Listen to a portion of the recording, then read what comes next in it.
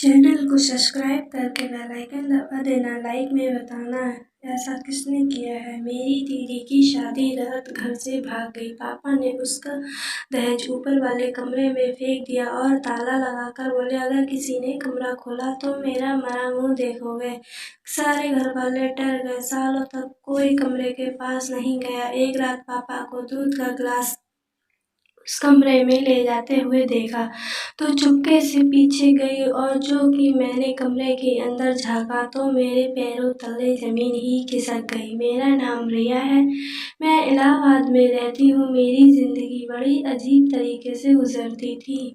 मुझे किसी की गई गलती का कर्ज चुकाना पड़ता था। हम 3 भाई बहन थे। बड़ी बहन बहुत सुलझी हुई और बहुत खूबसूरत थी, पापा की आंखों का तारा थी। मुझे अपनी बहन रिया से बहुत मोहब्बत थी, इसीलिए उसकी जैसा बहन बनना चाहती थी। यह मेरी सबसे बड़ी गलती थी। पापा अक्सर दीदी से कहा करते थे कि तुम फूंक फूंक कर कदम रखना है, क्योंकि तुम्हारे भाई बहन तुम्हारी नकल करते हैं। दीदी तो गलत काम कर ही नहीं सकती थी, लेकिन वक्त तुमसे साबित करा देता है। दीदी भी तो इंसान थी और इंसान की फितरत में गलत और सही दोनों शामिल होता है। और जैसा कि मैंने पहले बताया कि मेरी बहन बहुत ज़्यादा खूबसूरत थी। जैसे ही उसने अपनी ग्रेजुएशन पूरी कर ली तो उसके लिए हर तरफ से रिश्ते आने लगे। मुझे ऐसा लगता था कि हम रिश्तेदारों में होड़ होने लगी है, इसको हम अपने ही घर की बहू बनाएंगे। और आए दिन बेफिजूल के मेहमान हमारे घर के चक्कर काटने लगे थे। पापा ने सोचा, अगर एक रिश्तेदार को अपनी बेटी दे दे तो दूसरे घर वाले बिना वजह मुझसे नाराज हो जाएंगे। फैसला लिया कि ऐसी जगह शादी करेंगे जहाँ कोई रिश्तेदारी ना हो। शायद पापा को इस बात का अंदाजा नहीं था कि वह कितनी बड़ी गलती करने जा रहे हैं। उन्हें चाहिए था कि दीदी की जिंदगी का इतना बड़ा फैसला करने से पहले उन्हें पास बिठाकर उनसे दिल की बात पूछ ली जाए। उनके सर पर हाथ रखकर एक बार तो पूछ लेते कि बेटी, तुमने भी तो अपने भविष्य के बारे में कुछ सोचा होगा। मुझे बताओ, अगर तुम्हारे दिल में कुछ है, अपनी मम्मी को अपना राज बता दो। मगर पापा ने इस मामले में घर के किसी सदस्य की मर्जी जानने की रत्ती भर भी कोशिश नहीं की थी। उन्होंने बाहर से ही किसी से बातचीत करके दीदी का रिश्ता तय कर दिया था और बात मर्दों के बीच में ही रिश्ता तय पक्का हुआ था। एक दिन पापा ने मम्मी से आकर कहा कि मैंने रिया का रिश्ता पक्का कर दिया है। वह लोग बहुत अच्छे हैं, खाते पीते हैं, अमीर घर के हैं। हमारी बच्ची हमेशा खुश रहेगी। मम्मी बिल्कुल चुप रह गई। हम सब पर तो बहुत तेज बिजली सी गिर गई। हम तीनों भाई बहन एक कमरे में बैठे हुए थे और एक दूसरे की तरफ नजरों से सवाल भरी नजरों से देख रहे थे। यह क्या हुआ और कैसे हुआ? खैर, मम्मी कहने लगी, कपिल, ऐसा कैसे हो सकता है? अगले रोज मम्मी हम बहनों के कमरे में आईं और कहने लगी, रिया, अच्छे से तैयार हो जाना, आज लड़के वाले तुम्हें देखने के लिए आएंगे। दीदी शिकवा करने से आप अपने को रोक नहीं पाई। मैं बोली, मम्मी, मुझे पापा के इस तरह के फैसले की हरगिज उम्मीद नहीं थी। तब मम्मी चौंक गई। उन्होंने रिया का हाथ पकड़ लिया और कहने लगी, मेरी बच्ची, बताओ, अगर तुम्हें कोई और पसंद है या किसी से तुम शादी का वादा कर रखी हो तो मुझे बता दो। यकीन दिलाती हूँ, अगर तुम्हारी पसंद अच्छी हुई तो मैं उसी से तुम्हारी शादी करवा दूंगी, जहाँ तुम कहोगी। दीदी ने ना में सर हिला दिया और बोली, ऐसी कोई बात नहीं है। ऐसा लगता है शादी मेरे लिए खुशियाँ लेकर नहीं बल्कि मेरा मुकद्दर ही बर्बाद कर देगी। मम्मी तो दीदी की बात सुनकर तड़प उठी। मम्मी बोली, ऐसी बात करने से पहले यह भी नहीं सोचा कि माँ के दिल पर क्या गुजरेगी। वे लोग दीदी को देखने के लिए आ गए थे। उसमें एक बूढ़ी औरत थी और एक जवान लड़की थी। उन्होंने बताया कि लड़के की माँ तो कोमा में है, इसीलिए दादी और बहन आई हैं। मम्मी दादी आई है दीदी को देखने। अपना हाथ लड़के के दादी ने दीदी से बहुत प्यार किया और वह लड़की अच्छी लगी।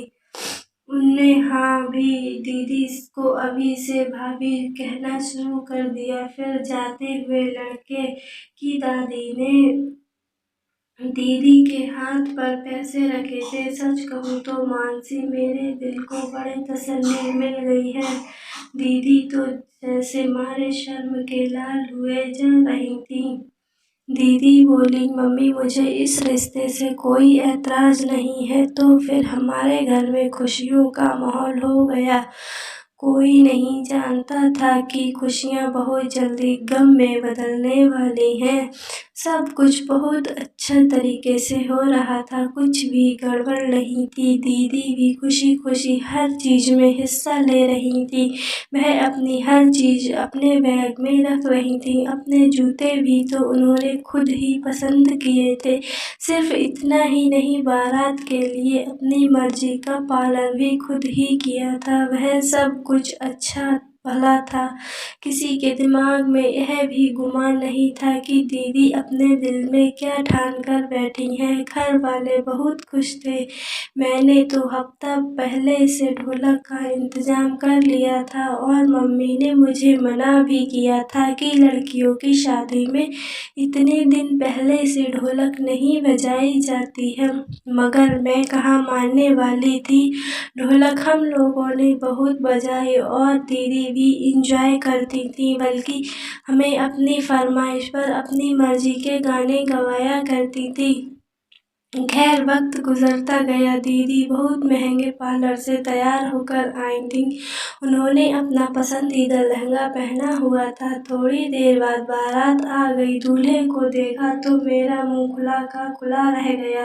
दूल्हा बहुत ही खूबसूरत और हैंडसम था। तो सोचा जाकर दीदी को बताती हूँ कि आपकी किस्मत में तो शहजादा लिखा है। मैं भागकर अपने कमरे में गई तो दीदी वहाँ नहीं थी। मैं हैरान थी कि अभी तो दीदी यहीं थी, इतनी जल्दी कहाँ चली गई। वह अब कहाँ गई। उनकी तलाश में मम्मी के कमरे में गई तो कमरा खाली पड़ा था।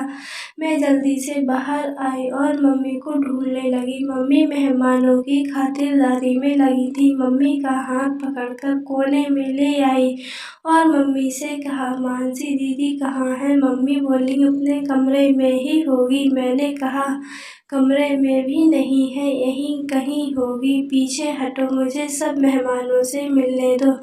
वह अंदाजा से बात कर रही थी जैसे उन्हें किसी चीज़ की गलत होने का अंदाजा ना हो। मैंने मम्मी का हाथ पकड़कर झकझोर दिया। मैं बोली, मम्मी मुझे बहुत घबराहट हो रही है। मम्मी भी चौंक गई थी। मम्मी बोली, तुम्हारी घबराहट तो मैं दूर करूं।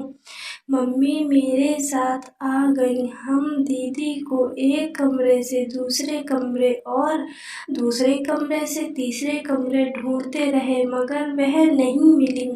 मम्मी के चेहरे का रंग उड़ गया था। जयमाला का टाइम आया और जयमाला के लिए शोर होने लगा तो पापा कमरे में आए और उनकी आंखें सुर्ख हो गई थी। शायद उन्हें अपनी बेटी की विदाई का गम हो रहा था।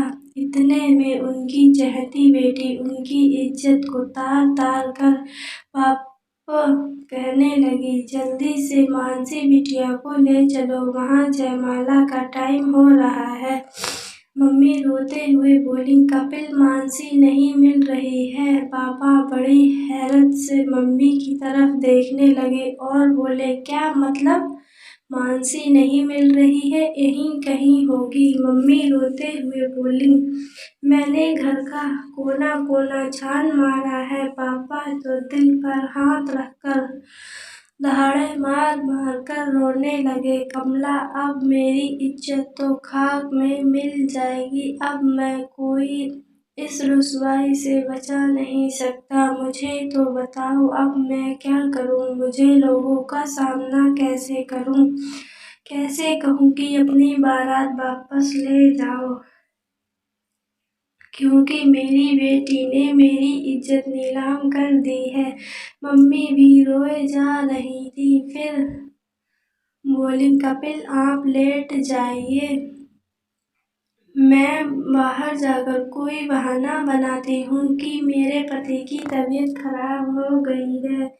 ऐसे में अपनी बेटी को हम विदा नहीं कर सकते। पापा बोले, कमला मैं तुम्हें इतना हौसला है? मम्मी ने आंसू पोंछे और कहने लगी, आपकी इज्जत बचाने के लिए मैं कुछ भी कर सकती हूँ। तब पापा बोले, काश तुमने लड़कियों को भी अच्छी शिक्षा दी होती। मम्मी ने तो सबके सामने जाकर कह दिया कि मेरे पति को दिल का दौरा पड़ा है। ऐसे में हम अपनी बेटी को विदा नहीं कर सकते।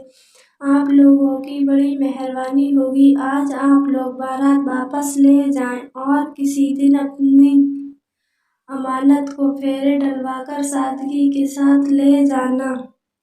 हर तरफ बातें होने लगी। मम्मी ने खुद को कमरे में बंद कर लिया था। लोग तरह तरह की बातें कर रहे थे। हमारे पास उनका कोई जवाब नहीं था, इसीलिए हम सब एक कमरे में बैठे हुए थे। हमने कभी नहीं सोचा था कि मानसी दीदी के हाथों ऐसी बुराइयां सुननी पड़ेंगी। मम्मी बोली, कपिल इस तरह की आपकी तबीयत खराब हो जाएगी। पापा बोले, तुम तो बात ही मत करो कमला, तुमने मेरी इतनी फिक्र होती तो अपनी बेटियों को लगाम डालकर रखती। बेचारी मम्मी बहुत शर्मिंदा हुई जा रही थी। पापा ने सारा सामान ऊपर वाले कमरे में फेंकवा दिया था और बोले, आज के बाद यहाँ कोई नहीं आएगा। अगर यहाँ कोई आया तो वह मेरा मरा मुंह देखेगा। पापा भी हम सबसे चुप चुप कर रोया करते थे। जब वह नीचे आते थे तो बहुत थके थके से लगते थे। मम्मी कहती कि तुम्हारे पापा हम सब से छुप कर छत पर जाकर रोते हैं। हमें तो यह लगता है कि दीदी की शादी का किस्सा खत्म हो गया है। मगर 1 महीने बाद हमें लड़के वालों की तरफ से फोन आया था कि अर्जुन की दादी कहने लगी, इतना महीना हमने आपसे बातचीत नहीं की क्योंकि हम आपसे नाराज थे। बारात को आप लोगों ने वापस कर दिया था, मगर अब ठंडे दिमाग से सोचा तो फिर आपकी मजबूरी भी होगी। यह भी हो सकता है कि आपकी बड़ी बेटी ने रिश्ते से इनकार कर दिया हो और अपनी इज्जत बचाने के लिए कपिल बेटे ने अपनी बीमारी का बहाना बना लिया होगा। अगर ऐसी कोई बात नहीं है तो उसे हमें कोई ऐतराज नहीं है। अगर आप अच्छा समझे तो कपिल बेटे की राय मशवरा करके हमें अपनी छोटी बेटी का रिश्ता दे दे, क्योंकि हमने बहुत घरों में रिश्ता ढूंढा पर आपके बच्चे जैसी बात नहीं थी और हमें हर जगह मिलावट ही मिली है। आपका घराना हमें बहुत अच्छा लगा। हम चाहते हैं कि किसी न किसी तरह से हमारी रिश्तेदारी आपसे हो जाए। मम्मी कहने लगी, ठीक है, मैं कपिल से राय मशवरा करके बताऊंगी। मम्मी ने अपना फोन बंद कर लिया था और मुझसे बोली, तुम रिया कहो तो यह रिश्ता मंजूर है। मैंने अपने कंधे उसका दिए और कहा, दीदी के जाने के बाद पापा ने जिस तरह मेरा जीना हराम कर रखा है, मुझे नफरत की निगाहों में रखते हैं। मैं चाहती हूँ कि मैं दिन से रात ना हो जाए और मैं यहाँ से चली जाऊँ। और दोबारा वापस लौट कर नहीं आऊं। मम्मी मेरे गले में अपना हाथ डालकर रोने लगीं और बोलीं, हमारे नसीब हैं ऐसे ही, किसी की सजा हमें क्यों मिल रही है। तुम्हारी माँ के साथ भी ऐसा ही हुआ था और हमारे साथ भी ऐसा ही हो रहा है। मैं चाहती हूँ कि तकदीर बदल जाए, मगर मैं क्या करूँ, मैं तो खुद मजबूर हूँ। हमारे हाथ बंधे हुए हैं। मम्मी इस कदर टूट गई थीं कि मुझे उनकी हिम्मत को बांधना पड़ रहा था। मम्मी बोलीं, आज आप नाराज मत हो, भगवान सब अच्छा करेगा। मैं उठकर अपने कमरे में चली गई, क्योंकि पापा के वापस आने का वक्त हो गया था। आज मेरा दिल अजीब सा धड़क रहा था, क्योंकि आज मेरी किस्मत का फैसला हुआ था। जैसे घर का दरवाजा खुला, मैं अपने कमरे की खिड़की पर आकर बैठ गई। पापा घर के अंदर आए। पापा ने इधर उधर देखा और आंगन को खाली पाकर धीरे कदमों से किचन में चले गए। उन्हें उनके उनका अंदाजा देखकर मैं हैरत हुई, और फिर थोड़ी देर बाद किचन से वापस आए तो मुझे उनके हाथ में दूध का गिलास नजर आया। इधर उधर देख रहे थे, जैसे बड़ी समझदारी से काम कर रहे थे।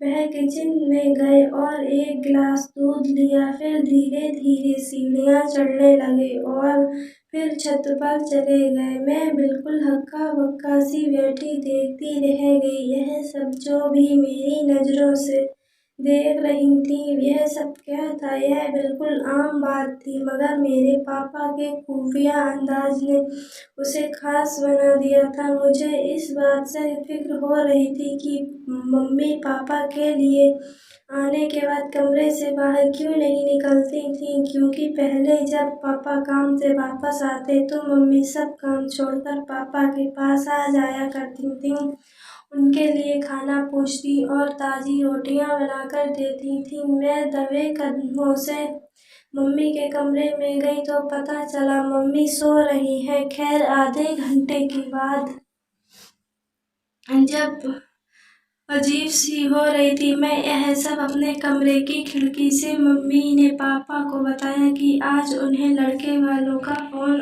आया और हमारी छोटी बेटी का रिश्ता मांग रहे हैं। वह कहने लगे, हमें अपनी बड़ी बेटी का रिश्ता नहीं दे सकते तो अपनी छोटी बेटी का रिश्ता दे दो। पापा ने इस वक्त खाना उठाकर फेंक दिया और गुस्से में दहाड़े मार मार कर बोले, उससे कहना मेरी बेटी के नसीब में अभी इतनी खराबी नहीं है कि मैं तुम जैसे बेगैरत लोगों को रिश्ता दे दूं। जहां मैं चौंक गई थी। मैं बोली, मम्मी भी दंग रह गई। मम्मी बोली, कपिल, आपकी इस बात का क्या मतलब है? क्या वे लोग अच्छे नहीं हैं?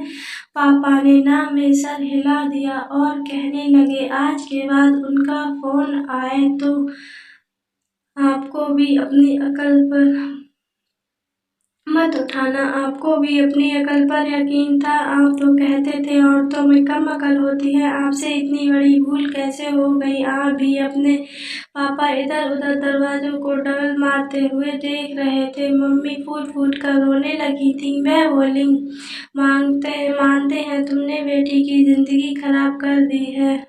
अब मैं तुम्हें क्या बोलूं? जितनी देर घर में होते कमरे से बाहर नहीं निकलती और वक्त मानसी के गम में डूबी रहती थी। भाई स्कूल से ट्यूशन आकर घर लौटता था, ऐसा लगता था जैसे वह हमारे घर का माहौल से भी भागना चाहता है। वह अक्सर पापा को छत पर दूध का गिलास ले जाते हुए देखती थी, पर वह छत पर दूध का गिलास क्यों ले जाते थे? अब मैं हर वक्त इसके बारे में सोचती थी। इस वजह से मुझे नींद भी नहीं आती थी। मैं सारा दिन मानसी दीदी को याद करती थी। मानसी बहुत अच्छी दोस्त भी थी मेरी। कष्ट वह इतना गलत कदम नहीं उठाती। रात बहुत गहरी हो चुकी थी। आसपास कुत्ते भौंकने लगे थे। मैं उठकर अपने कमरे में खिड़की पर बैठ गई। तब मुझे कोई अजीब सा महसूस हुआ, जैसे हमारे आंगन में कोई घूम रहा हो। खैर, गौर किया तो मैं चौंक गई। वह मेरा बाप था। कि पापा अंदर से ऐसा लगा कि बहुत मजबूर हो। मुझे उन पर बहुत तरस आने लगा था। वह कमरा जहाँ पापा ने दीदी के दहेज का सामान रखा हुआ था, वह खुला हुआ था और रोशनी आ रही थी। मैं आगे बढ़ती गई। दरवाजा खुला था, इसीलिए मैं घर में दरवाजे के अंदर छुपकर सारा मंजर देख रही थी। अंदर दीदी बैठी हुई थी। यह देखकर मैं थर थर कांपने लगी थी। पापा दीदी को खाने का छोटा छोटा निवाला बनाकर खिला रहे थे और उनकी आंखों से आंसू बह रहे थे। यह सब क्या हो रहा था, मेरी समझ में नहीं आ रहा था। फिर बड़ी देर बाद पापा ने बोला, तुम मेरी बड़ी बेटी नहीं हो मानसी। दीदी पापा के ऊपर चिल्ला पड़ी, इसीलिए आप मेरे साथ ऐसा कर रहे हो कि मैं आपकी औलाद नहीं हूँ। आप यह घिनौनी हरकत रिया के साथ कर सकते थे क्या? पापा जल्दी से बोले, मानसी मैं तुम्हें बहुत प्यार करता हूँ। तुम यह जानती हो कि मैं यह सब कुछ कभी रिया के साथ नहीं कर सकता। मानसी दीदी रोने लगी, आपने मुझे इस कमरे में बंद करके क्यों रखा है? पापा बोले, सुनो, आज मेरे पास बहुत वक्त है। मैं तुम्हें वैसे भी तो सारा दिन नहीं मिलता हूँ। वैसे भी तो मैं रिया की वजह से कभी ज़्यादा देर छत पर नहीं रहता, क्योंकि मुझे डर लगता है कि कहीं वह मुझ पर शक ना हो जाए। रात में सब सो रहे थे, इसीलिए आज मैं तुम्हें यह सब बताता हूँ। मानसी, हम दो बहन भाई थे, एक मैं और एक मुझसे बड़ी बहन। उसने 7 बरस बड़ी थी, इसीलिए उसकी शादी पहले हुई थी। दीदी की शादी के बाद हमारे घर में बहुत खामोशी छा गई थी। इस तय कर दिया था कि आज शादी जल्दी करेंगे। उन्होंने कमला को पसंद कर लिया और हमारा रिश्ता हो गया। उन्हीं दिनों में हम सब पर कयामत टूट पड़ी, क्योंकि दीदी विधवा होकर घर आ गई थी। दीदी तनहा नहीं, बल्कि उनकी गोद में 4-5 महीने की बच्ची थी। उन्हें न अपनी दोस्ती और न इस बच्चे का ख्याल आया। मेरी माँ भी बूढ़ी हो चुकी थी, इसीलिए वह भी बच्चे को संभाल नहीं सकती थी। कमला ने तुम्हें हाथों हाथ लिया और तुम्हें इतना प्यार न्यौछावर किया कि मैं भूल गया कि तुम मेरी बेटी हो या भांजी। अब तुम बोलने लगी थी तो मैं कमला को तुमसे मम्मी कहलाता था, मम्मी को बुआ कहती थी। हालात कुछ भी समझो, मैं तुम्हारी मम्मी का रिश्ता ढूंढने लगा था। दीदी ने लड़के का नाम खुद ही लिया और कहा, मेरी शादी उसके साथ करवा दो। पापा ने भी मेरी ड्यूटी लगा दी, तुम उस लड़के की छानबीन करो। तो यह पता चला वह लड़का फ्रॉड है, मगर तुम्हारी मम्मी उस लड़के के साथ भाग गई। जब मुझे यह ख्याल आया कि तुम कहीं अपनी मम्मी की तरह ना निकलो, नहीं तो मेरा जीना हराम हो जाएगा, इसीलिए मैंने तुम्हारा रिश्ता ढूंढ लिया। तुम्हारी शादी तय कर डाली। लड़के की माँ कोमा में थी, लेकिन दादी बहन मौजूद थी। मैंने सोचा, चलो बात नहीं, शादी जल्दी हो जाएगी। जिस दिन तुम्हारी बारात में लड़के की मम्मी ठीक होकर आई, तुम जानती हो वह कौन थी? वह तुम्हारी माँ थी। मेरी माँ दीदी और असली माँ यानी लड़का तुम्हारा भाई था। वह यह सब देखकर बहुत परेशान हो गया, इसलिए तुमसे कहा कि छत पर आकर मेरी बात सुनो। फिर तुम्हें मैं छत वाले कमरे में बंद कर दिया। मैंने सोचा कि सुबह तक कमला को सारी सच्चाई बता दूंगा, और फिर ख्याल आया कि मैंने तुम्हारी माँ की शादी नहीं होने दी थी, इसीलिए वह घर छोड़कर भाग गई थी। अब तुम्हारी शादी भी नहीं हो सकती थी। मुझे डर था कि कहीं तुम भी अपनी माँ की तरह घर से ना भाग जाओ, तो इसीलिए मैंने तुम्हें कमरे में बंद कर रखा था। अपनी बहन की बेटी को कैद करने मैं अपनी औलाद से ज़्यादा प्यार करता हूँ। मैंने रिया से बात करना बंद कर दिया है। उस पर मैं बहुत शक्ति दिखाता हूँ। वह बोली, अगर मैं घर से भाग जाती तो आपकी इज्जत अपनी मिट्टी में मिल जाती, मगर आपने मुझे यहाँ बंद करके भी तो अपनी इज्जत मिट्टी में मिला ली है। लोग बातें बनाते होंगे मानसी घर से भाग गई है, अब तो बारात भी वापस लौट गई है। अभी वह दोनों बातें कर रहे थे कि मंदिर में आरती की घंटी बजने लगी और पापा बोले, बेटा माफ करना, अब मैं जा रहा हूँ, हो सकता है किसी की आँख खुल गई हो, जल्दी से आगे बढ़े। और मैं बोली, अब आप इतना जुर्म दीदी पर नहीं होने दूंगी। उनकी मम्मी ने जो भी गलती की है उसकी सजा दीदी को नहीं मिलने दूंगी। भगवान उनको सबकी गलती की सजा क्यों देते हैं? आप अपने आप को सजा क्यों दे रही हो? आपने यह सब दीदी के साथ क्यों किया? पापा मेरी बातें सुनकर बिल्कुल बौखला गए थे, इसीलिए वे जल्दी से नीचे चले गए। मैं दीदी का हाथ पकड़कर नीचे ले आई। पापा इस टाइम बहुत शर्मिंदा हुए और फिर सुबह निकलते ही रात गए घर वापस आते थे।